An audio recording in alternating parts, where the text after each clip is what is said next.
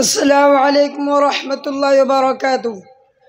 नहमदुहु व नुसल्ली अला रसूलिहिल करीम, अम्मा बाद। अऊज़ु बिल्लाहि मिनश शैतानिर रजीम, बिस्मिल्लाहिर रहमानिर रहीम। या अय्युहल्लज़ीना आमनू कुतिबा अलैकुमुस सियामु कमा कुतिबा अलल्लज़ीना मिन क़ब्लिकुम लअल्लकुम तत्तक़ून। सदक़ल्लाहुल अज़ीम।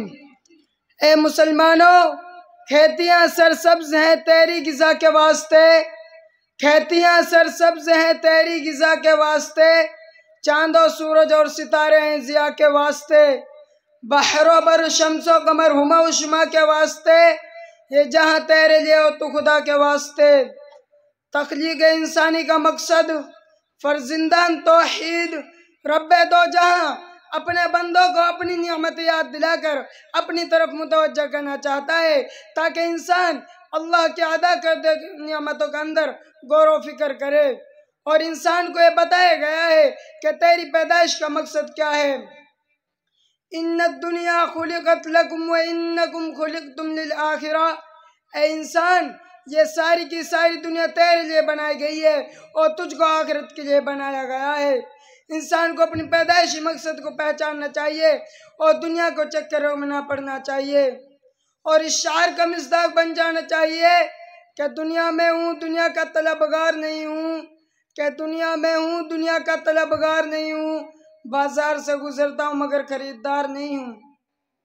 यह मोमिन की पहचान है।